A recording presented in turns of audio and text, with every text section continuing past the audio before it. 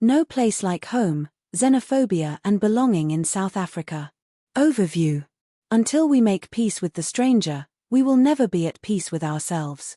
South Africa is often celebrated as a miracle nation, a democracy born from the ashes of apartheid, guided by Nelson Mandela's dream of a rainbow nation. Yet in recent decades, this dream has been tested by a brutal reality, an epidemic of xenophobic violence and exclusion. This book explores how and why South Africa, a country shaped by struggle and solidarity, has turned against many of its African neighbors, and what this says about the deeper crisis of belonging in a fractured world.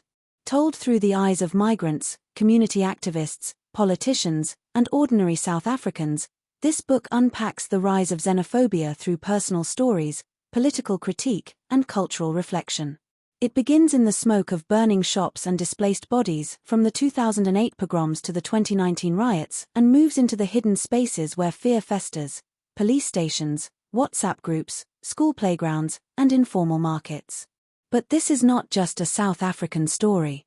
This is a global crisis. Across the world, nations are redefining who belongs and who doesn't, from the US-Mexico border to Brexit Britain, from refugee boats in the Mediterranean to the streets of Johannesburg. South Africa is a lens through which we can understand the fragile line between nationalism and violence, between pride and prejudice. This book asks urgent questions. What happens when the oppressed become the gatekeepers of exclusion? Who gets to claim home in a country built on migration? And what does real solidarity look like in an age of scarcity and fear? Combining narrative journalism, deep research, and intimate storytelling, No Place Like Home is both an exposé and a human call to conscience. It will appeal to readers of works like Afropean by Johnny Pitts, We Need New Names by Noviolet Bulawayo, Cast by Isabel Wilkerson, and The Ungrateful Refugee by Dina Nairi. This book is both timely and timeless. As nations wrestle with identity and borders, No Place Like Home reminds us, the stranger is never far. Sometimes, the stranger is us. Introduction. No Place Like Home. I remember the first time I saw a man being chased down a Johannesburg street for being too foreign. It was 2015, and the smoke from a burning spaza shop still clung to the air like bad memory. The man, barefoot, frightened, and stumbling, ran past mothers clutching children, teenagers holding cell phones, and men with stones in their hands. No one stepped in. Some cheered. Others filmed. A few looked away. And me. I froze. It was not a war zone, not a borderland. It was the heart of a democracy built on the bones of apartheid. A country whose constitution is one of the most progressive in the world. A place that once told the world, never again. But it was happening again. Only this time, the target was not race. It was nationality, accent, skin tone, or simply the shape of a name. South Africa, once the beacon of hope and reconciliation, is now wrestling with a quiet war within a war not declared, but fought in alleyways, townships, and WhatsApp groups. The enemy, we are told, is the foreigner. The Nigerian. The Zimbabwean. The Somali. The Malawian. The undocumented body. The different voice. The wrong smell of cooking. This is not just a story of violence. It is a story of fear, power, identity, and the fragile idea of belonging in a wounded nation. It is the story of how people who look like us, pray like us, and sometimes speak our languages are still considered outsiders. And how quickly, when a society struggles to provide dignity for its own, it finds scapegoats instead of solutions. This book is not a catalogue of horrors, though there are horrors. Nor is it a lecture, though it will challenge you. It is an invitation to look closely at who we are, and who we are becoming. Through personal stories, analysis, and historical reflection, I will explore how xenophobia in South Africa came to be not just an anomaly, but a symptom of something deeper, a national identity still under construction, built on uneven foundations. But more than that, this book is a plea to reimagine what home can mean in the 21st century. A home that is not built on exclusion, scarcity, or fear, but on shared humanity. Because until we make peace with the stranger, we will never be at peace with ourselves. This is not just South Africa's story. It is the world's. And it is time we listened. Chapter 1. The Fire Next Door. When the fire came, it wasn't announced by sirens or screams. It arrived quietly, like fear does. A ripple in the normal. An odd silence. Then the sound of running feet. And then, the heat. On May 11, 2008, in the township of Alexandra, just a few kilometers from Sandton's polished high-rises and gated estates, a group of young men set a shack alight. Inside was Ernesto Alfabeto Namuave, a 35-year-old Mozambican man who had come to South Africa seeking safety and work. They beat him, stripped him, doused him in paraffin, and set him on fire in full view of a crowd that watched, some in horror, some in glee. The next day, the newspapers called him the Burning Man. His image was plastered across front pages, naked, aflame, arms outstretched in a pose that looked almost crucified. He died within minutes. No one was arrested. Ernesto's death marked the beginning of what would become the 2008 xenophobic pogroms, the largest outbreak of anti-immigrant violence in post-apartheid South Africa. Over the course of 3 weeks, at least 62 people were killed, hundreds were injured, and more than 100,000 were displaced from their homes. Somali, Zimbabwean, Malawian, Ethiopian, and Congolese families, as well as South Africans perceived to be too foreign, were attacked, beaten, raped, or forced into makeshift refugee camps under police guard. No province was untouched. The violence spread like a virus, from Alexandra to Diepsloot, from Cape Town to Durban. It was not organized by a single political group, yet it was not entirely random either. It revealed something raw and boiling just beneath the surface, something that had long been ignored, dismissed, or misnamed. "We were sitting at home, watching television," says Thandi, a 29-year-old South African single mother from Ramaphosa informal settlement, "and then I heard people outside shouting, 'Makwarekwea must go.' I didn't even know my neighbor was Zimbabwean. I never asked. She sold vegetables. Our kids played together. But that night, we heard her screaming. They pulled her out, and her child too. I didn't go outside. I didn't help." I met Thandi in 2016, 8 years after the violence, and still her voice trembled. What haunted her was not what she did, but what she didn't. To understand xenophobia in South Africa, you must start in 2008. Not because it was the first time foreigners were targeted. Attacks had happened for years before, but because it was the moment the veil was torn away. It was the moment the myth of the Rainbow Nation collided with the rage of the excluded. And what emerged was a picture far more complicated than simply South Africans versus foreigners. What emerged was the realization that the post-apartheid promise had not reached everyone, and that in the vacuum of jobs, services, and safety, fear had grown teeth. In interviews following the attacks, some locals gave blunt explanations. "They come here and open shops. We don't even have jobs. They bring crime.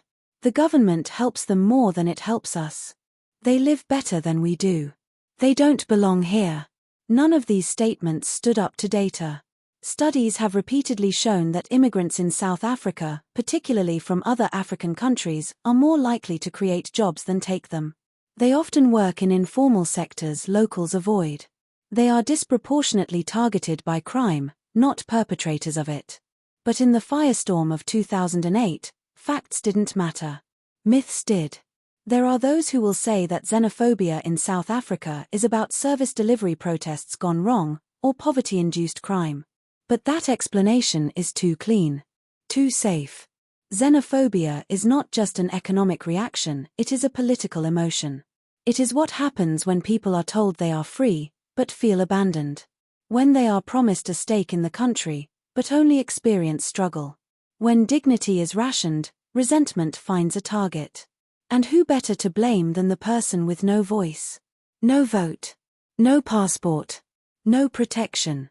The foreigner becomes the pressure valve. The stand-in for the state's failures.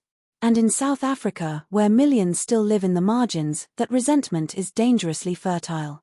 In the months following the 2008 attacks, the government issued condemnations. The police made scattered arrests. Non-profits held workshops.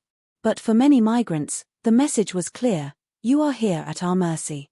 And for many South Africans, the message was even more dangerous: you can do this and get away with it.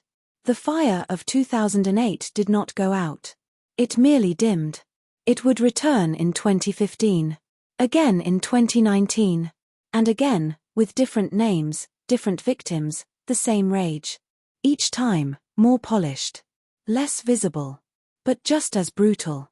This chapter, the burning man, the screaming neighbor, the silence of a watching crowd, is not an isolated incident. It is the threshold to a deeper story, of how South Africa and the world is struggling with the meaning of home, the borders of belonging, and the ghosts of history we thought we had buried. This is where our journey begins. Excellent. Here's Chapter 2, titled Who is the Foreigner? A deep dive into the complex, often contradictory definitions of foreignness in the South African context. It builds on the emotion of Chapter 1 by zooming out into social, historical, and psychological analysis, while keeping a human-centered lens. Chapter 2. Who is the foreigner? In South Africa, being a foreigner is not just about what passport you carry, it's about what you look like, what language you speak, how you walk, where you shop, and whether your surname fits neatly into someone's idea of what's South African enough. It's about being visible in the wrong way. Take Moses, for instance. Born in Durban, raised in Mlazi, fluent in isiZulu. But because he's dark-skinned and speaks English with a quiet, deliberate cadence, not unlike many Zimbabwean teachers, he's been called Kwerekwe since high school. I stopped correcting them, he tells me. It didn't matter. Once they decide you're not from here, you're not. In post-apartheid South Africa, citizenship is legal, but belonging is emotional. You can have the right ID, vote in elections, pay taxes, and still be treated like an intruder. And if you're from another African country, especially Zimbabwe, Somalia, Nigeria, Malawi, or the DRC, the burden of proof is always on you. There's a cruel irony here. South Africa, a country that for decades relied on the hospitality of African neighbors during its liberation struggle, now criminalizes and dehumanizes many of the descendants of those who offered refuge. In Lusaka, Harare, Dar es Salaam, and Maputo, ANC exiles found shelter, food, and solidarity. In return, today, those same cities send migrant workers who are met not with gratitude, but with border patrols, slurs, and burned homes. The word Makwerekwe is central to this story. Its origins are debated. Some say it mimics the sound of foreign speech, an onomatopoeia of mockery. Others say it comes from colonial insults. Regardless, it has become the street term of exclusion. Kwerekwe means, you're not one of us. You're not family. You're not even competition. You're excess. Once someone is labeled Makwerekwe, their humanity is thinned. They are reduced to threats, to parasites, to problems. And once someone is reduced, violence becomes easier. But here's the thing, the line between foreigner and local is not just blurred, it's fictional. People move. Borders shift. Cultures blend. Migration is not an exception to African life, it is its heartbeat. Consider the Sotho-Tswana-Batswana linguistic web across Lesotho, Botswana, and South Africa. Or the Nguni peoples whose presence spans Mozambique, Swaziland, and KwaZulu-Natal. Families straddle lines drawn by colonial rulers. Entire villages don't fit into neat national boxes. And yet, we pretend those boxes are real. We patrol them with fists, flames, and bureaucracy. Why? Because in the face of poverty, people look for someone to blame. And the foreigner is close enough to envy, but far enough to punish. It's not about hate, said Samson, a 22-year-old who took part in looting a Somali-owned shop in 2019. We're hungry. They're eating. They came here and made it. I asked him if he'd ever spoken to the shop owner. He shook his head. No. But you can tell they have money. They sell to us, but they don't care about us. That perception, whether true or not, is powerful. It's the story many South Africans have been told, that foreign nationals are skipping the line, gaming the system, thriving while locals suffer. That government resources are being stolen. That the neighbor with the unfamiliar surname is part of your struggle. In reality, most foreign migrants in South Africa live on the margins, working long hours in informal economies, facing police harassment, and living in fear of deportation or mob justice. But in the politics of resentment, facts don't matter as much as feelings. To understand xenophobia here, we must understand that South African identity is itself unsettled. We are a nation still figuring out who we are racially, culturally, politically. Our post-1994 identity was sold as inclusive, but built on shaky economic ground. The Rainbow Nation was a beautiful metaphor, but one that didn't always pay the bills. And when identity is fragile, difference feels dangerous. So, who is the foreigner? Sometimes it's the man selling tomatoes on the street corner. Sometimes it's the woman with a strange accent in the queue at the clinic. Sometimes it's the person who looks exactly like you, but is just 1 degree removed from your struggle. And sometimes, the foreigner is just a convenient fiction, a scapegoat for a system that promised you the world and gave you less. In the next chapter, we'll explore how the state itself, through law, policing, and political rhetoric, has helped define and enforce this idea of foreignness. Because if xenophobia is an epidemic, the state is not just a bystander. It's often the one holding the match. Chapter 3. The State and the Scapegoat. Xenophobia in South Africa is often portrayed as a problem of the people, poor communities turning on one another, mobs erupting out of nowhere. But the truth is more uncomfortable. The state has played a central role in defining, reinforcing, and legitimizing the very divisions it now condemns. In some cases, it has done so through action. In others, through dangerous silence. They must go, words from the podium. In 2017, then Deputy Police Minister Bongani Makongi stood outside a block of flats in Johannesburg and declared, "How can a city in South Africa be 80% foreign nationals? That is dangerous. South Africans have surrendered their own city to foreign nationals." There was no public apology. No disciplinary action. No retraction. The message was received loud and clear: foreigners are a threat to national security. Not criminals. Not extremists. Just people trying to live, work, trade, now painted as enemies of the state. This was not an isolated remark. From former Johannesburg Mayor Herman Mashaba accusing foreign shop owners of bringing lawlessness and illegal trading, to repeated statements by officials linking undocumented migrants to crime, disease, and economic collapse, xenophobic rhetoric has become normalized in the corridors of power. And when leaders speak this way, it trickles down. It gives language to fear. It gives justification to violence. Policing borders within borders. One of the most visible expressions of state xenophobia is Operation Jugula, a controversial campaign to drive out illegal foreigners, initially started by community activists but later supported, at times, by local authorities and political factions. While the government has officially distanced itself from some of these actions, law enforcement has often enabled them, either through complicity or neglect. Foreign shopkeepers are raided without warrants. Their goods are confiscated, often without receipts or charges. Migrants are asked for documentation during routine traffic stops, even in neighborhoods where locals never are. Refugee reception offices are backlogged or closed, forcing asylum seekers to become undocumented by default. Deportation centers overflow while legal pathways are blocked. In effect, the state has created a two-tiered legal reality. One for South Africans, protected, however imperfectly, by rights. One for foreign nationals, conditional on proof, papers, and silence. The bureaucracy of exclusion.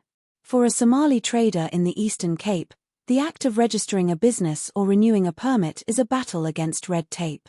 For a Congolese asylum seeker, a missing stamp or expired document could mean arrest. For Zimbabweans on special dispensations like the soon-to-be-phased-out ZEP, Zimbabwe Exemption Permit, life hangs on year-to-year extensions. Every time the ZEP is due for renewal, we stop sleeping, says Nomsa, a Zimbabwean domestic worker in Cape Town. We don't know if we'll be legal next month. Our children don't know if they can register for school. You're always in between. The effect of this uncertainty is not just logistical, it's psychological. It creates a culture of fear. A sense that you are tolerated, not welcomed. That you are permanently temporary, no matter how long you've lived here, worked here, raised a family here.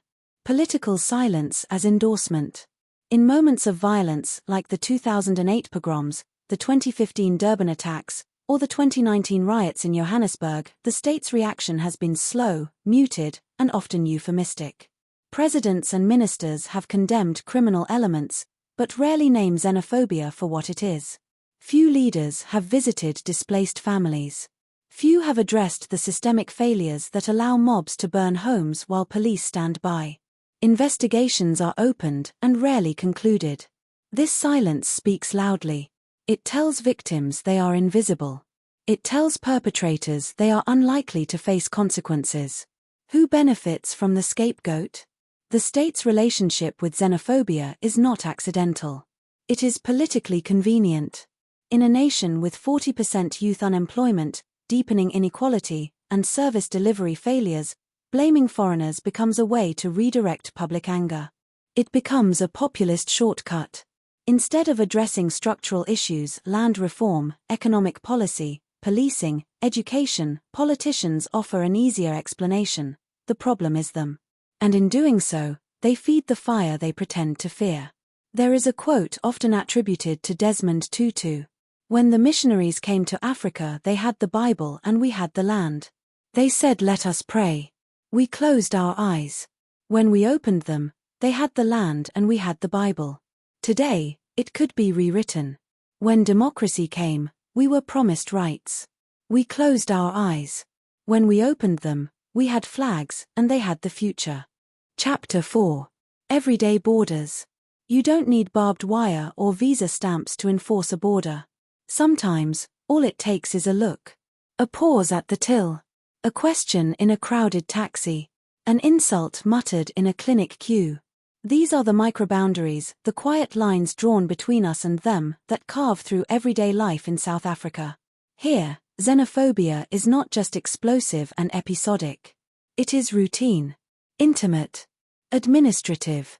It is the shopkeeper who refuses to serve someone because of their accent. It is the nurse who demands a passport before treating a sick child. It is the landlord who doubles the rent when he hears a name he can't place. It is the silence when someone is humiliated and no one says anything. These are everyday borders, invisible checkpoints of identity and suspicion that migrants must navigate, often without maps or allies. Unlike formal immigration controls, they cannot be appealed or legally challenged. They are everywhere and nowhere. And they shape lives. The taxi test. If you want to know what South Africa thinks of its migrants, take a ride in a minibus taxi. Taxis are the lifeblood of working-class mobility, noisy, crowded, coded spaces where language, music, and conversation reveal unspoken hierarchies. Inside, identities are tested. Where are you going is not just a question of destination, but of origin. I was in a taxi from Brie to Yeovil, recalls Yassine, a Senegalese hairdresser who's lived in Johannesburg for over a decade. I greeted the driver in English. He looked at me in the mirror and said, "You people don't greet properly. Learn our ways or go back." She switched to isiZulu, softly, fluently. The driver was silent for the rest of the ride. In taxis, she tells me, you perform your South Africanness or you risk becoming a target. Sometimes, that performance is enough to protect you. Sometimes, it paints a bigger target. Schools and playgrounds. Even children are not spared. In a primary school in Durban, an 11-year-old Malawian boy was repeatedly called Kwerakwe by classmates. They mimicked his accent, refused to share books, and laughed when he mispronounced coarser words. I told the teacher, says his mother, Miriam. She said, maybe he should try to fit in more. What does fitting in mean to a child? Losing his language? Changing his name? In some schools, educators go out of their way to protect migrant learners, hosting cultural days, encouraging inclusivity. In others, the hostility is institutional, admissions tied to paperwork most migrants cannot provide, unfair placement, language barriers left unaddressed. In the playgrounds of the Rainbow Nation, the colors often separate before they blend. Clinics, shops, and service windows. Access to healthcare is guaranteed by South Africa's constitution, in theory. In practice, a pregnant Zimbabwean woman might be told, "We don't treat foreigners here." A Nigerian man with chest pain might be sent home unless he can produce documentation he doesn't have. Sometimes the nurses ask for bribes, says Peter, an asylum seeker from the DRC. Other times they just ignore you. Like you're not there. It's not just the public sector. Walk into a spaza shop owned by a Somali trader and ask where he buys his goods. He'll likely glance at the door before answering. Competition from locals is fierce and sometimes violent. There are whispered warnings to avoid foreign shops, rumors that their goods are expired, their hygiene poor, their business practices shady. They say we undercut, says Ismail, who runs a shop in Khayelitsha. But we buy in bulk and work longer hours. That's all. Still, they threaten to burn us. The irony is that many South Africans rely on these shops for affordability and convenience. But resentment trumps reason. And in a society where the state often fails to provide, suspicion becomes its own form of regulation. The border at home. Even within their homes, migrants are often on edge. I don't play music from my country too loud, says Therese, a Congolese seamstress in Johannesburg. I don't speak French on the phone when the windows are open. I've learned to shrink myself. This shrinking, this constant self-surveillance, is the price of safety. For many, home is not a sanctuary. It is a border post. And yet, within these same communities, there are exceptions. Neighbors who check in. Teachers who advocate. Nurses who go out of their way. Taxi drivers who defend. South Africans who remember what solidarity once meant. Because every border has cracks. And through those cracks, humanity sometimes enters. The power of witness. One day in 2021, outside a hardware store in Soweto, a woman saw a young vendor being harassed by men who accused him of stealing jobs. They shoved his cart, kicked his onions into the street. She stepped in. Shielded him. Called for help. Later, she said, I didn't do anything special. I just imagined if it were my son. That is what everyday solidarity looks like. Not grand gestures, but moments of conscience. Borders can be broken. Everyday borders are built by repetition. But they can also be dismantled the same way, moment by moment, action by action. When a teacher refuses to tolerate xenophobic slurs. When a landlord treats all tenants fairly, regardless of nationality. When a neighbor shares food without asking for papers. These are small acts. But they are how cultures change. Because fear is contagious, but so is courage. In the next chapter, we'll follow the stories that shape public opinion, the headlines, the hashtags, the rumors in WhatsApp groups. We'll examine how misinformation, myth, and media have fueled a moral panic and how the digital age has redrawn the lines of who belongs. Because the most dangerous borders are not drawn in maps. They are drawn in minds. Chapter 5. Media, Myths, and Misinformation. Before a shop burns, a story spreads. He's selling expired meat. She's stealing jobs from locals. They're taking government houses. They're bringing drugs. They're child traffickers. They're witches. Most of these stories are false. But they don't need to be true. They just need to be repeated on the radio, in a headline, in a WhatsApp voice note passed from one group to another until myth becomes memory. In South Africa, misinformation is not just a side effect of xenophobia. It is one of its engines. And in a society where trust in formal institutions is eroding, the story that spreads the fastest is often the one that confirms a fear already waiting for validation. The tabloid machine. Walk into any informal settlement and glance at the newsstands. The headlines scream in capital letters. Foreigners behind hijackings. Nigerian drug lords in our schools. Zimbabweans stealing our women. These are not the fringes of the media landscape. These are mainstream tabloids, sold for a few rand, consumed by millions. They mix the language of news with the tone of gossip and the venom of propaganda. Editors defend their choices as giving the people what they want. But what the people get is distortion. Journalistic standards often don't apply when the subject is a migrant. No confirmation. No quotes. No corrections.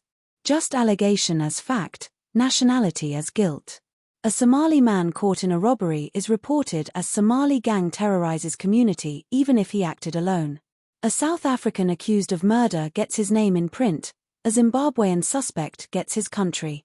Nationality becomes the story and then the threat. The WhatsApp wildfire. In the age of smartphones, Misinformation doesn't need a printing press. WhatsApp, free, encrypted, and ubiquitous, has become the rumor mill of the nation.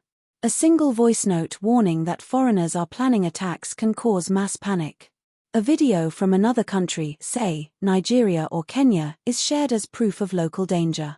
Images of burnt shops circulate with captions that inflame, not inform. I saw a video of a man being beheaded, says Musa, a community leader in Tembiza. The caption said it happened here. People were terrified. But I traced it, it was from Brazil, years ago. No one cared. In digital spaces where trust is low and fear is high, verification is rare. Emotion is the currency. And migrants, already cast as outsiders, are easy villains in this genre of digital fiction. The language of invasion.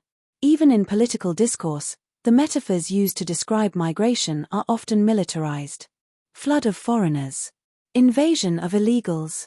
They're taking over our cities. These are not just careless words. They are strategic. They frame migration as war. And once you see people as invaders, violence becomes preemptive defense. This language is not new. It echoes colonial tropes, the barbarians at the gate, the uncivilized masses. But now it is dressed in democratic clothing. Talk radio hosts speak of sovereignty. Commentators warn of resource strain. Politicians invoke national interest. And through it all, the migrant becomes not a person, but a problem. The power of a single story. When a Nigerian is arrested for drug dealing, it is often front-page news. When a Zimbabwean woman starts a successful catering business, it's a footnote if mentioned at all. Positive migrant stories exist. But they rarely trend. This is what Chimamanda Ngozi Adichie calls the danger of a single story.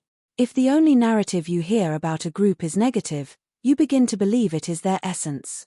And when fear is repeated often enough, it no longer feels like bias. It feels like common sense.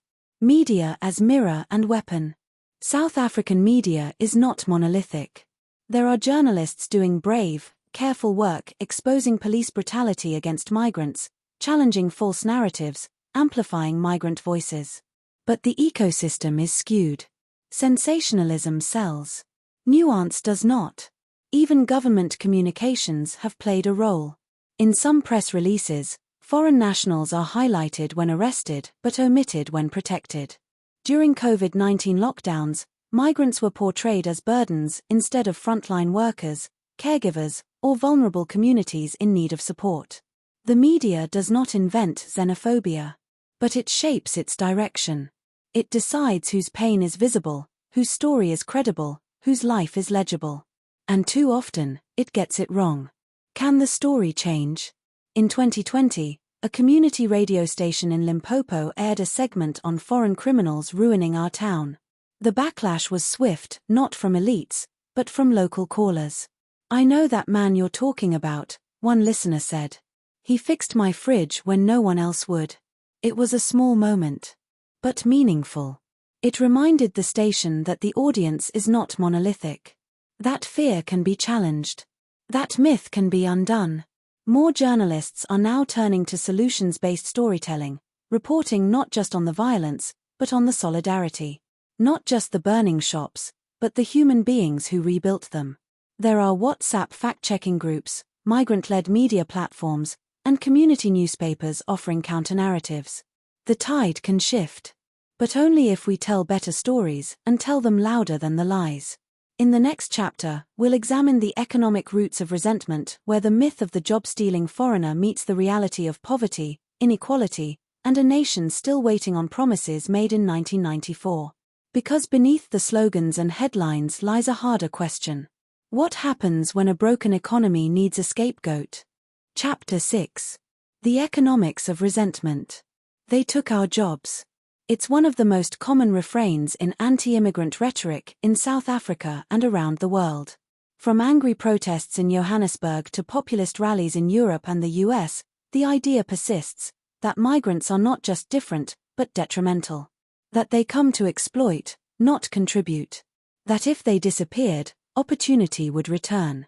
But the truth is more complicated and more uncomfortable. Migrants in South Africa are not the cause of economic hardship.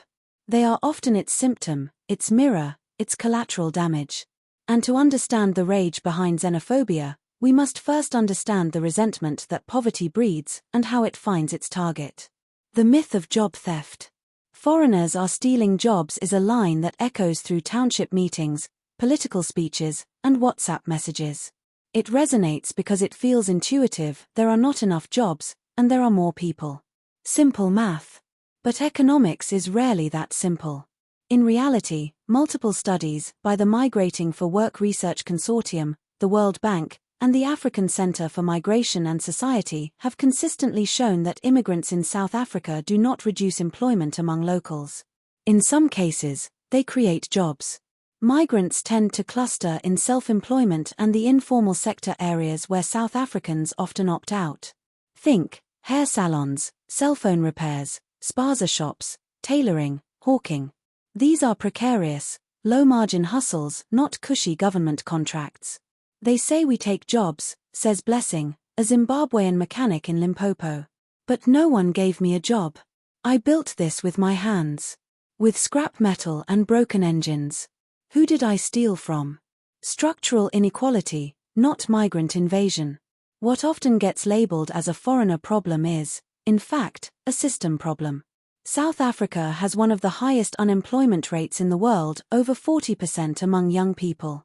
Add to that stagnant economic growth, failing public education, widespread corruption, and underperforming service delivery, and you get a toxic brew, a population in economic despair, with few pathways upward.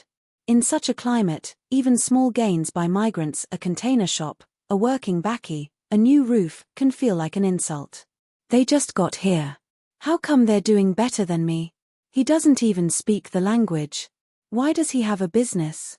She came with nothing, and now she's buying groceries for the block. These are not questions about migrants.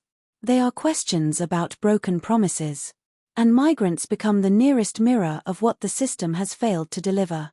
The economics of envy.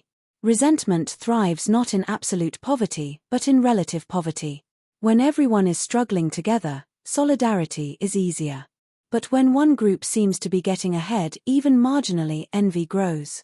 This is especially true in informal settlements and township economies, where visibility matters more than scale. A Somali-owned shop with stocked shelves, a Nigerian with a car and data, a Malawian landlord with 3 rooms to rent, these become lightning rods. And perception often overrides fact. Few stop to ask how that shopkeeper works 16-hour days, or how that car was bought secondhand and barely runs. All that matters is the image. They are winning. We are not. Someone must be cheating. The real competition. If there is economic competition in South Africa, it's not between South Africans and migrants, it's among the poor, competing for scraps. One domestic job. One piece job. One RDP house. And instead of fighting for a better system, for minimum wage enforcement, for small business grants, for access to capital, the fight becomes horizontal. Poor versus poor. Marginal versus marginal. Neighbor versus neighbor. And in that horizontal conflict, the state escapes accountability. It's a trick, says Mzwandile, a community organizer in Gauteng. Make the hungry blame the hungrier. Then the powerful get away clean. Migrant hustle and local frustration. One painful truth is that many migrants are seen to hustle harder.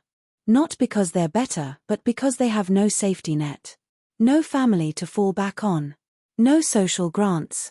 No rights to housing. No voice to complain. So they grind out of desperation, not choice. They're more desperate than us, says Thuli, a South African hairdresser in Soweto. They'll do whatever it takes. Sometimes I respect it. Sometimes I hate it. That ambivalence is real. It's not pure hatred. It's complicated, a mix of admiration, jealousy, suspicion, and fear. And when it goes unexamined, it curdles into violence. The politics of poverty. In many communities, politicians have exploited economic anxiety for political gain. Instead of addressing inequality, they redirect rage. Why are there no houses? Because foreigners took them. Why is there no electricity? Because of illegal connections by Zimbabweans. Why am I still unemployed? Because Nigerians bought the jobs. These are lies, but potent ones. Because they offer a villain. They give shape to pain. And in a country still reckoning with the ghosts of apartheid, the idea of someone jumping the queue, cutting in line for opportunity, stings deeply. Building a different economics. So what would it take to rewrite this story? It would mean addressing the real culprits of economic despair. An education system that still leaves millions behind. Corruption that siphons off billions from public resources. A lack of access to credit and capital for township entrepreneurs. Labor practices that exploit both locals and migrants without consequence. It would also mean seeing migrants not as threats, but as potential partners in rebuilding. Already, there are quiet examples. Somali-owned spazas buying produce from South African farmers. Nigerian barbers training local apprentices. Malawian builders employing young men from the neighborhood. These alliances exist, but they are rarely spotlighted. Because hope doesn't sell as well as fear. Chapter 7. The Broken System. If you want to disappear in South Africa, you don't need to hide. You just need to walk into the Department of Home Affairs. There, behind the glass windows and fingerprint scanners, lies a bureaucracy so dysfunctional that it turns rights into favors, laws into loopholes, and people into shadows. For migrants and asylum seekers, it is a system not of protection, but of paralysis. And the consequences are not just administrative. They are existential. Paper walls. Imagine this. You fled conflict in the DRC. Or political repression in Zimbabwe. Or poverty in Malawi that eats your children's future one empty meal at a time. You arrive in South Africa, legally or not, and present yourself at Home Affairs, seeking asylum. You're issued a temporary permit called a Section 22, valid for anything between 1 and 6 months. You're told to return for renewal. You do, only to find the office closed. Or the queue full. Or your name mysteriously absent from the system. You're told to come back next week. Or next month. Or never. In the meantime, your permit expires.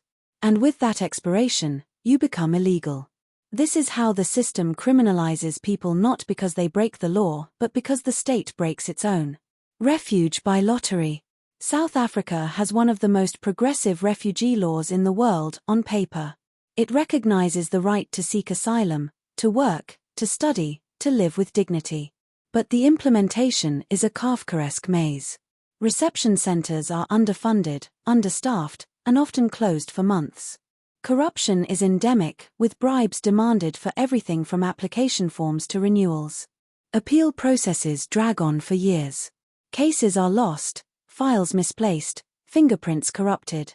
As of 2022, over 150,000 asylum seekers were trapped in legal limbo, unable to regularize their stay, unable to leave, unable to live fully.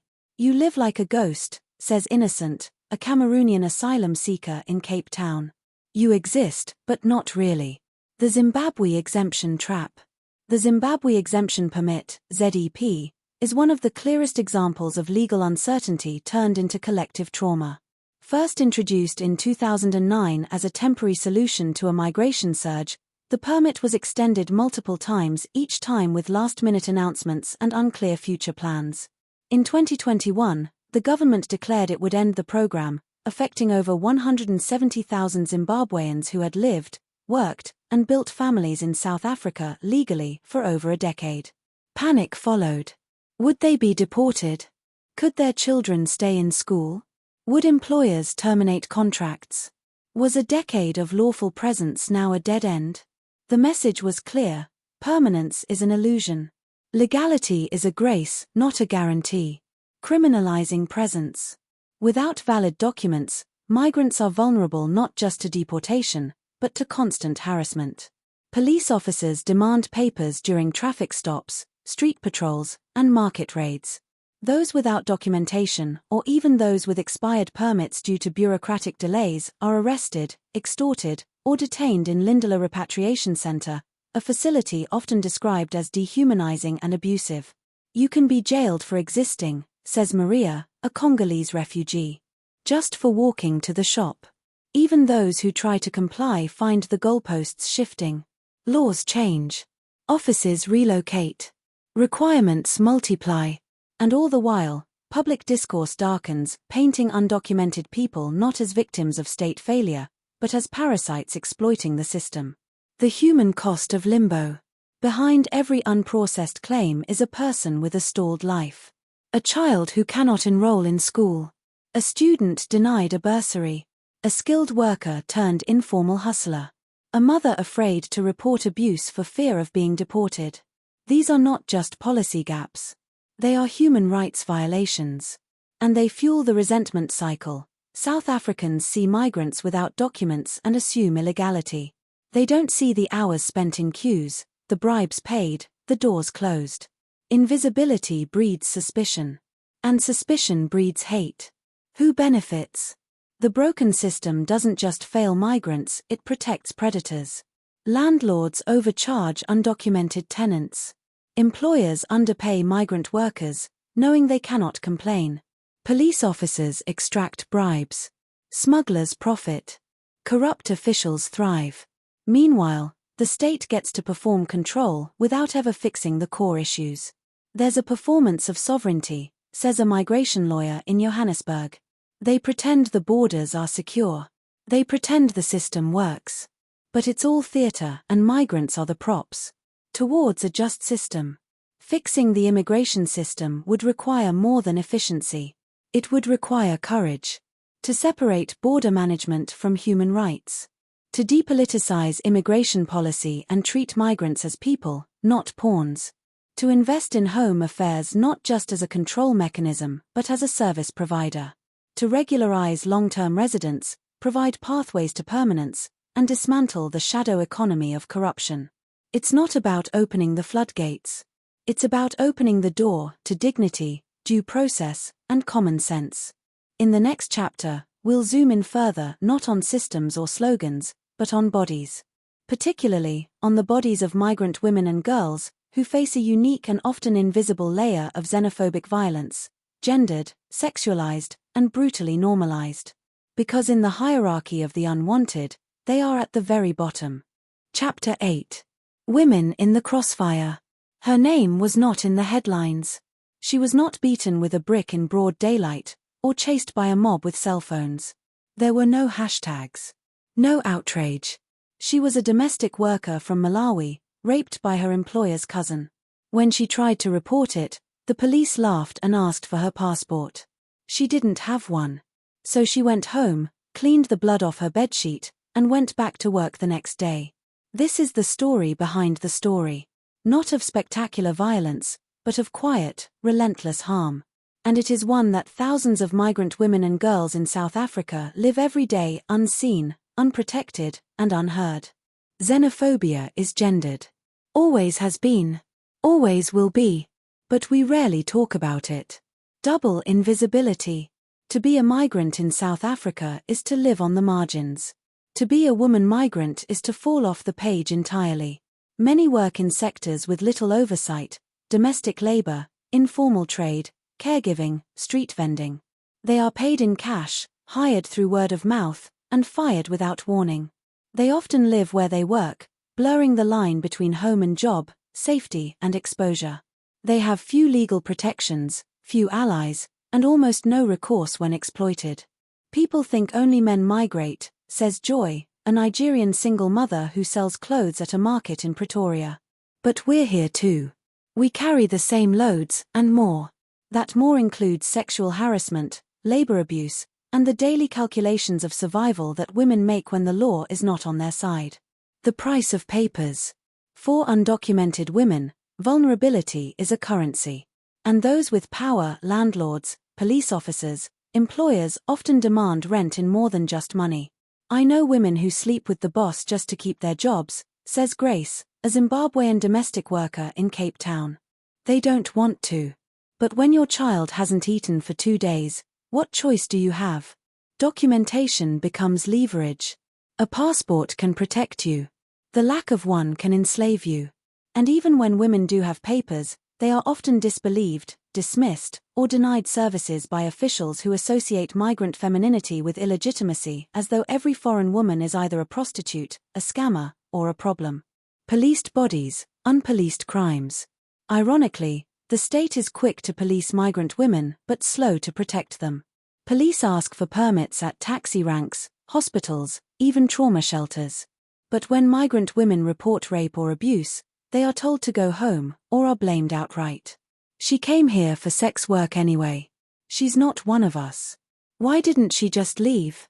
These attitudes are not policy, but they function like one.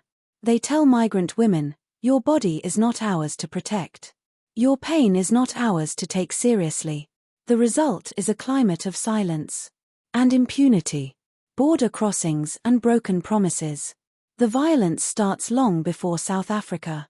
For many women, the journey into the country involves rape, assault, or transactional sex at border crossings. Smugglers, truck drivers, corrupt officials, they know who's desperate. They know who can't report them. By the time many women arrive, they are already survivors of layered trauma, now entering a society that sees them as both foreign and disposable. The politics of reproduction. Migrant women are not only demonized as economic threats, they are cast as demographic ones. They come here to have babies and get grants, some say.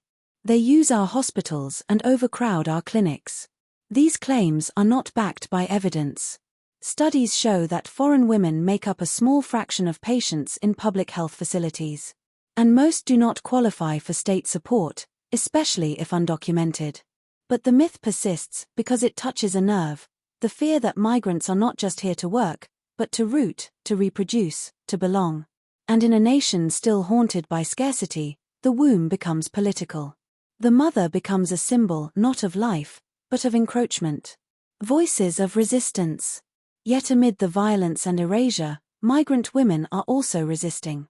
In Hillbrow, a collective of foreign-born domestic workers meets weekly to share legal tips and emotional support. In Kailitha, Zimbabwean women run feeding schemes for children, South African and foreign alike. In Durban, Congolese and South African women formed a coalition against gender-based violence, translating resources into Swahili, French, and Shona. On WhatsApp, young migrant women swap stories, numbers, and safe contacts in real time, a digital survival network in a hostile city. These are not passive victims. They are architects of solidarity. But their labor, emotional, physical, political, is rarely recognized. They are building bridges in a world still erecting fences. The question of care. What does it mean to care for a country that doesn't care for you? To clean its homes, raise its children, nurse its elderly, sell its food, pay its rent, and still be seen as a threat. Migrant women are not just surviving xenophobia. They are holding up parts of the economy, the health system, and the care infrastructure, even as they are blamed for its collapse. This contradiction is at the heart of their struggle. In the next chapter, we return to the idea of the Rainbow Nation, to ask whether a country still searching for its own healing can offer home to anyone else. What happened to the promises of 1994? Of Ubuntu? Of unity? Because before we can talk about inclusion, we must first ask, was everyone ever truly included? Chapter 9. Rainbow Nation, Fractured Dreams. In 1994, the world watched South Africa breathe. For a brief moment, the impossible became real. A nation long divided by race, violence, and institutionalized hatred voted together and began again. The term Rainbow Nation, coined by Archbishop Desmond Tutu, captured this vision, a multicolored, multicultural society where difference would no longer mean division. Nelson Mandela stood as the living embodiment of that dream: reconciliation without revenge, unity without uniformity. But dreams don't sustain themselves. They must be nurtured, challenged, and delivered upon. Today, the rainbow is still on the flag. But in many corners of the country, the light has dimmed. And for many migrants and many South Africans, the promise of that dream feels like a broken spell. What the dream meant. To be South African after apartheid was to inherit both trauma and hope. Ubuntu, the belief that I am because we are, became the philosophical backbone of a new civic identity. It was more than political transition, it was moral reinvention. The dream was expansive. It said, you belong, even if you were excluded before. You are safe, even if you once lived in fear. You are part of a whole, even if you speak a different language or pray a different way. It was a generous vision, maybe too generous for the material conditions it inherited. The reality that followed. Fast forward 3 decades, and the nation Mandela helped birth faces a starkly different reality. Over 55% of youth are unemployed. Inequality remains among the highest in the world. Basic services, electricity, water, housing are inconsistent, mismanaged, or missing. Corruption scandals have eroded public trust. Protests erupt weekly in forgotten townships, where people say, "We're still waiting." For millions, the Rainbow Nation became a metaphor that didn't feed them. And into this gap, between expectation and reality, anger has grown. The return of us and them. In moments of national fracture, identity often contracts. People seek belonging in smaller, tighter definitions: race, language, birthplace, tribe. The dream of us becomes the fear of them.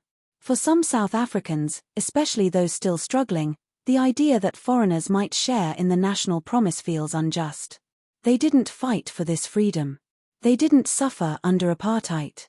They came for the benefits, not the burden. But these sentiments miss something vital. The fight against apartheid was not just South African. It was Pan-African. Countries like Mozambique, Zambia, Tanzania, and Angola sheltered ANC exiles, funded liberation movements, and paid in blood and bombs. Today's migrants are often the children of those who once gave sanctuary. And now, they arrive at the gates of a new South Africa only to be told they are outsiders. A dream deferred. The Rainbow Nation didn't fail because of diversity. It faltered under the weight of betrayed expectations. People were promised inclusion, but delivered bureaucracy. Promised transformation, but delivered elite enrichment. Promised equality, but delivered endless waiting. When people feel abandoned by the state, they search for someone else to blame. And the foreigner, visible, vulnerable, and voiceless, becomes a convenient proxy for elite failure. But scapegoating doesn't solve scarcity. It deepens it. Ubuntu in question. The most painful part of xenophobic violence in South Africa is not just its brutality, but its betrayal. Because it contradicts the very soul of the post-apartheid identity. Ubuntu was not just a slogan. It was a worldview, one that insisted on interdependence, shared humanity, and radical empathy. When a Mozambican man is burned alive in a township. When a Zimbabwean woman is refused care in a public clinic.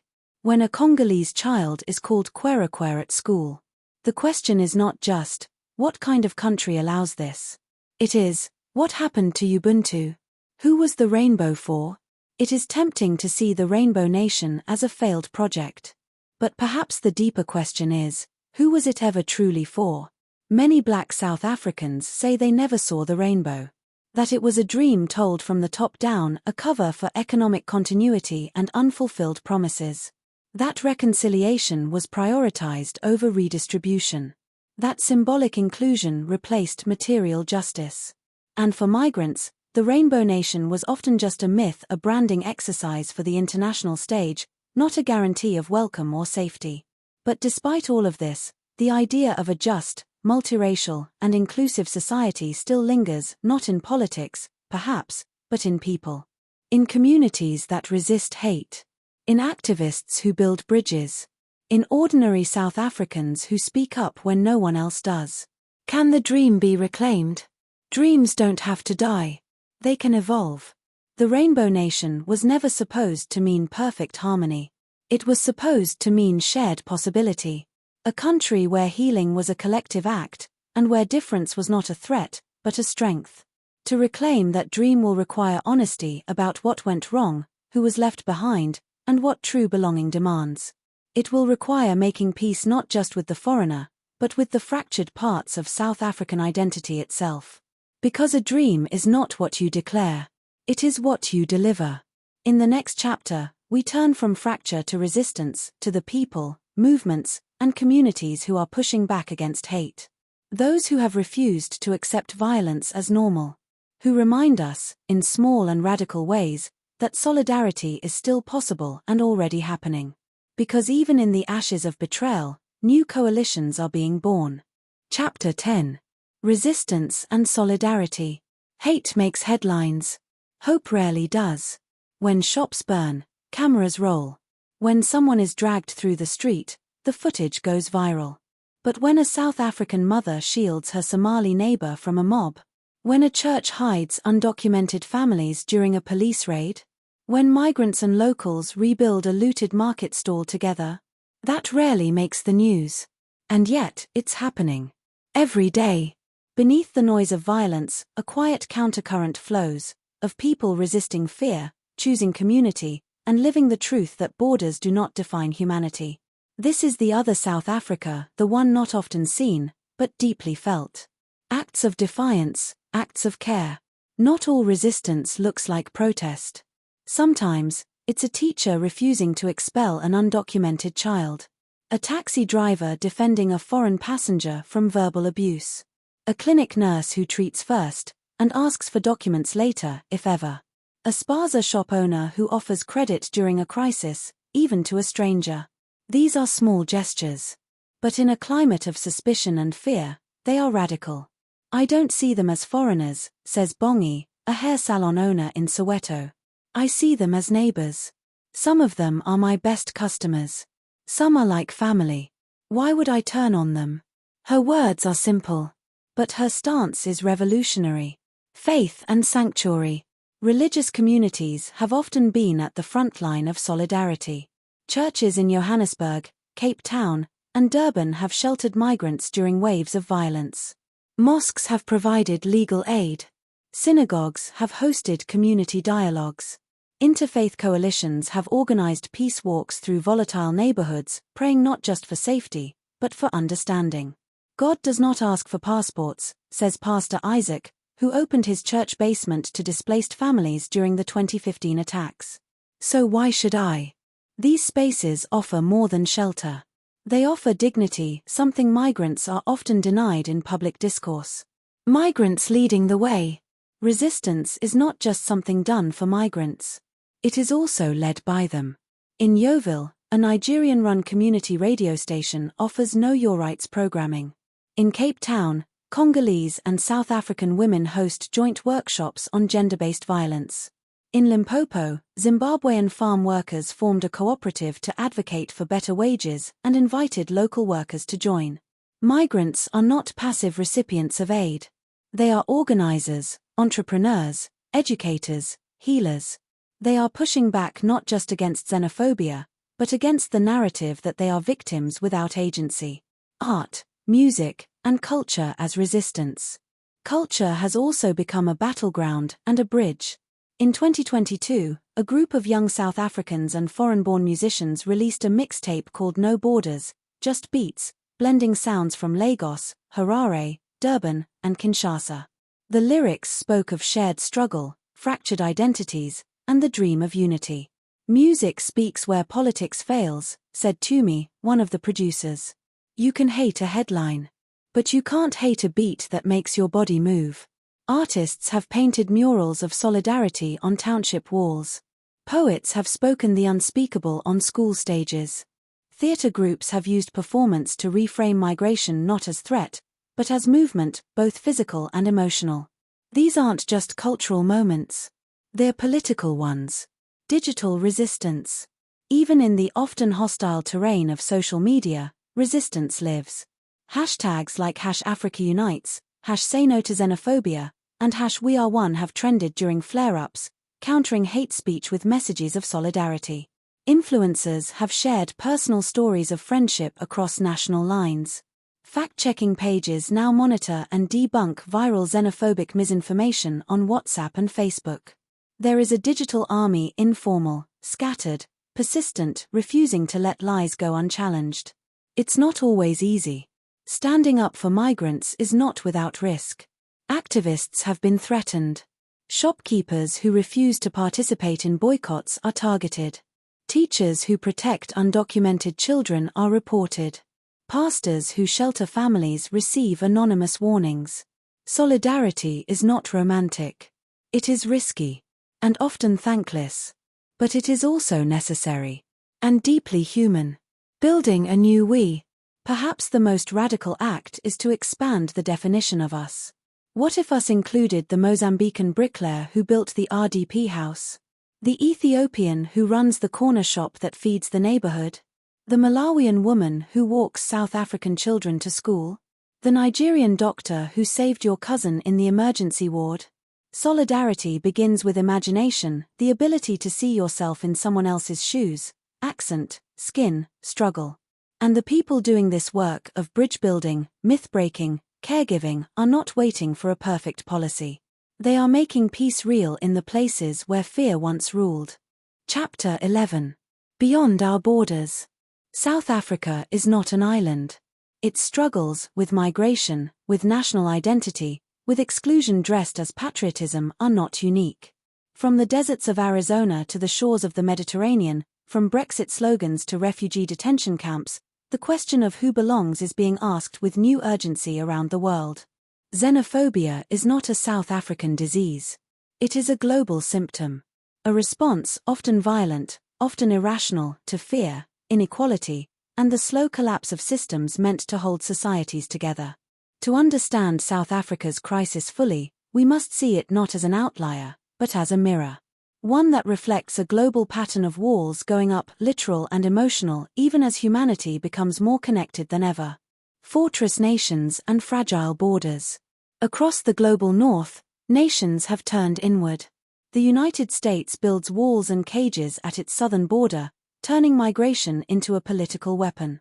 In Europe, boats carrying African and Middle Eastern migrants are pushed back into deadly waters, or confined to overcrowded camps like Moria in Greece. The UK, once a colonial empire built on global mobility, left the European Union partly on fears of too much immigration. India, under rising nationalism, strips citizenship from Muslim populations under the guise of border control. Australia detains asylum seekers on remote islands, far from its mainland and its conscience. These actions differ in geography and policy, but they share something deeper, a belief that protecting us means hardening against them. Africa's uncomfortable reflection. Xenophobia is not just a northern impulse. It thrives on African soil too. In Nigeria, violent clashes have erupted between locals and displaced Cameroonians. In Libya, sub-Saharan migrants en route to Europe are captured, tortured, and sold in detention centers. In Kenya, Somali refugees have been scapegoated for terrorism, and entire camps threatened with closure. In Ghana, Chinese and West African migrants are targets of resentment in mining and trading sectors. Migration in Africa is deeply historical, pre-colonial, intracontinental, dynamic. Yet post-colonial nationalism has often redrawn colonial borders as if they were sacred, turning old migration routes into sites of suspicion. And South Africa, despite its liberation legacy, is not immune. In some ways, it has become one of the continent's harshest enforcers of internal borders. Global crises, local targets. Whether in Johannesburg or London, Lagos or Paris, migration has become the proxy battlefield for deeper systemic failures. Climate change displacing farmers and fishermen. Global trade rules benefiting the wealthy and gutting local industries. Wars, often fueled by foreign interests, making entire countries unlivable. Automation and outsourcing making job security a relic. Corruption hollowing out states from within. And amid all this complexity, the migrant becomes the villain. Not because they are the cause, but because they are the closest visible change. The politics of fear. Populist leaders around the world have weaponized migration to consolidate power. They offer a seductive, dangerous promise: we will protect you from them. In the US, it's Mexicans. In the UK, it's Eastern Europeans. In South Africa, it's Zimbabweans, Nigerians, Somalis. The names change. The myth stays the same. And the result is not just policy shifts, it's lynchings, deportations, detention centers, broken families. A world where passports matter more than humanity. Global solidarity, global responsibility. But just as xenophobia is global, so is resistance. Sanctuary cities in the US and Europe offer refuge and legal aid. Migrant-led protests in Morocco and France demand rights, not pity. Pan-African coalitions are pushing for free movement across African states. Artists and writers from refugee backgrounds are reshaping the narrative around exile and home. And within South Africa, some activists are beginning to think beyond the national, building networks with migrant rights groups in other countries, learning from their tactics, and sharing their stories. The fight for belonging is not bound by borders. It never was. What makes a nation? As the world grapples with migration, a deeper question surfaces. What makes a nation? Is it blood? Soil? Language? An anthem? A flag? Or is it something more fragile and more powerful? A shared agreement to care for one another, regardless of origin. A collective will to protect the vulnerable, even when resources are scarce. A memory of being strangers ourselves. South Africa is not alone in its contradictions. But it is uniquely positioned as both victim and enforcer, liberator and gatekeeper, to ask a hard question. Can a nation built on liberation afford to become a prison? Chapter 12. The Politics of Belonging. To belong is not simply to be present. It is to be seen, heard, accepted. It is to be claimed, not tolerated. But in a world fractured by borders, inequality, and fear, belonging is often treated like a scarce resource, something to be earned, not something inherent. And in South Africa, a country still searching for itself, the question of who belongs remains dangerously unresolved. Here, citizenship is legal. But belonging is emotional. And political. And negotiated daily. So we must ask, who draws the line between us and them? And what happens when that line moves? Birthplace versus bloodline. The South African Constitution is one of the most progressive in the world. It promises dignity for all. It prohibits discrimination. It recognizes the rights of refugees and asylum seekers. On paper, it welcomes. But in practice, identity often trumps law. You can be born here and still be asked, where are you really from? You can speak isiZulu, vote, work, raise children, and still be treated as a guest. You can marry a citizen, but still be seen as a foreigner in your own home. Belonging, it turns out, is less about paperwork than perception. The borders within. Geographic borders are only the beginning. The real boundaries are drawn through language, race, accent, surname, and silence. Moses, born in Durban, fluent in isiZulu, is called Kwerakwer because of his dark skin and quiet English. Anita, a South African citizen of Congolese parents, is mocked at school for speaking like a foreigner. Thandi, a South African nurse, is questioned for defending a Malawian patient. Why do you care so much about them? Her colleague asks. These aren't isolated incidents. They are clues, reminders that national identity is still contested terrain. African kinship, colonial lines. Pre-colonial Africa was defined not by fixed borders but by movement of people, cultures, languages, trade. Kinship stretched across rivers and mountains, not maps. Belonging was relational, not territorial. Then came colonialism and with it, artificial boundaries that split communities and merged strangers. The borders we now defend with passports and barbed wire were drawn in Berlin, not in Africa. And yet, we guard them as sacred. We forget that migration is not a deviation from African life, it is African life. To call a Malawian, Zimbabwean, or Congolese person a foreigner on African soil is to forget history or to rewrite it for political convenience. Who gets to decide? In times of fear, the circle of belonging shrinks. Political leaders tighten definitions. Media amplifies myths. Communities grow suspicious of anyone who looks or sounds different. Belonging becomes conditional, based on what you contribute, how you assimilate, how invisible you make your difference.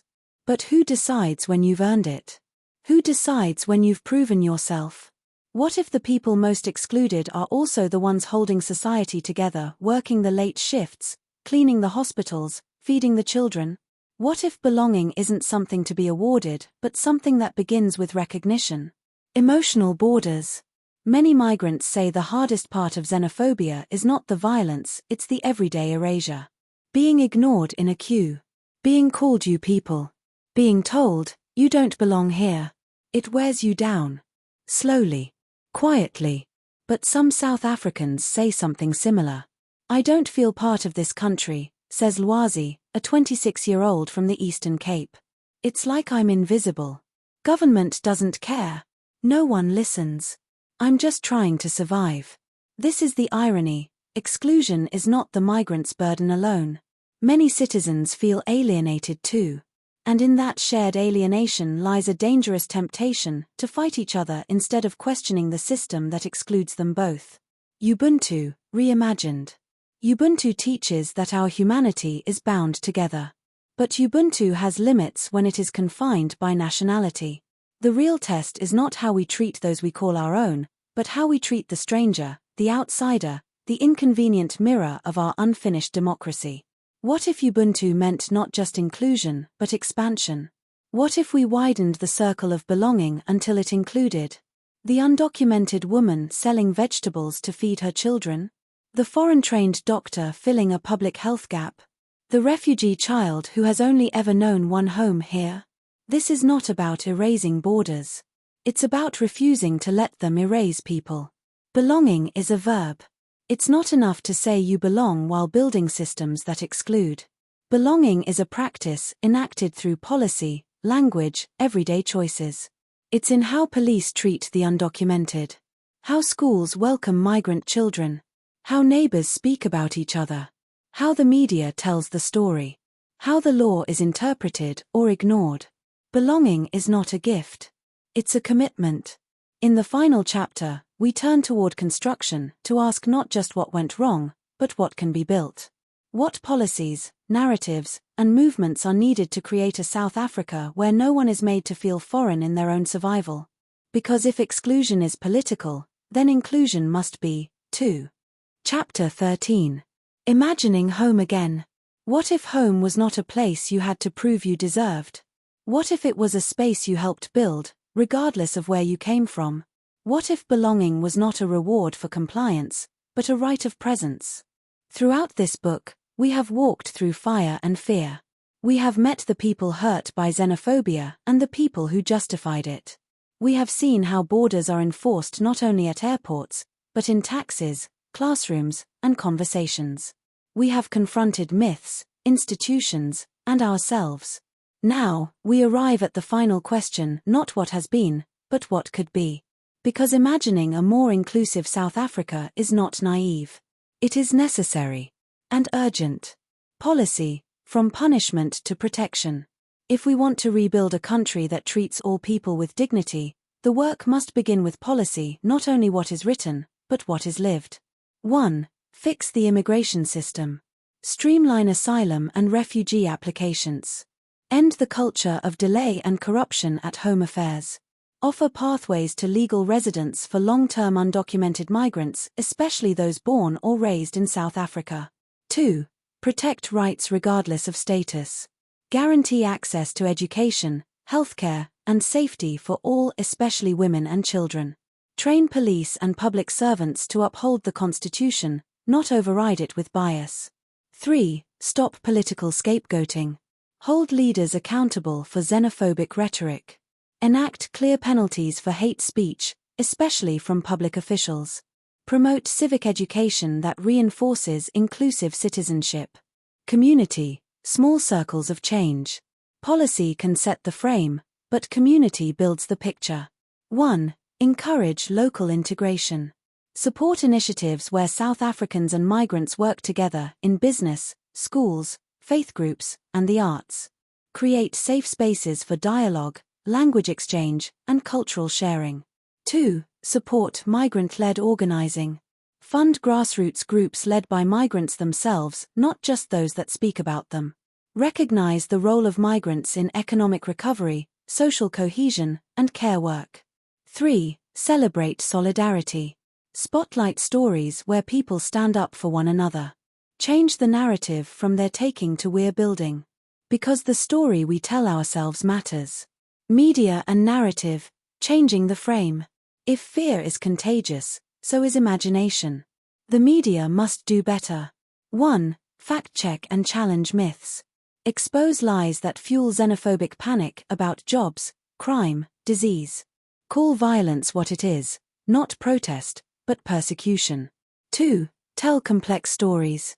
Feature migrant voices not only as victims, but as workers, parents, creators, contributors. Move beyond us and them. Show the blur.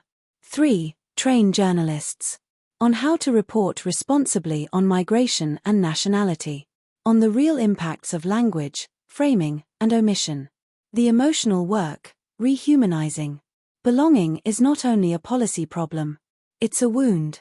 We must confront what we inherited, centuries of division, dispossession, and fear. And we must ask, what would it mean to truly make peace with the stranger? This is the spiritual work of building home. It requires listening more than defending, choosing dignity over dominance, remembering that pain doesn't justify cruelty. We can hold the trauma of apartheid and still open our arms to others. We can demand justice without creating new exclusions. A new imagination of home. Home does not have to mean sameness. It can mean sanctuary. It can mean shared struggle. It can mean a future built by many hands: South African, Zimbabwean, Mozambican, Somali, Congolese. A home that says, you are not less because you arrived later. You are not a threat because you speak with an accent. You are not foreign because your passport says otherwise. You are here. You are human. That is enough. A final word. The stranger is not always someone else. Sometimes, it is a part of us, the part we do not understand, the part we fear, the part we have yet to welcome. To build a South Africa that truly lives up to its dream, we must widen the circle. Not with slogans, but with action, courage, and love fierce enough to outlive fear. Because until we make peace with the stranger, we will never be at peace with ourselves.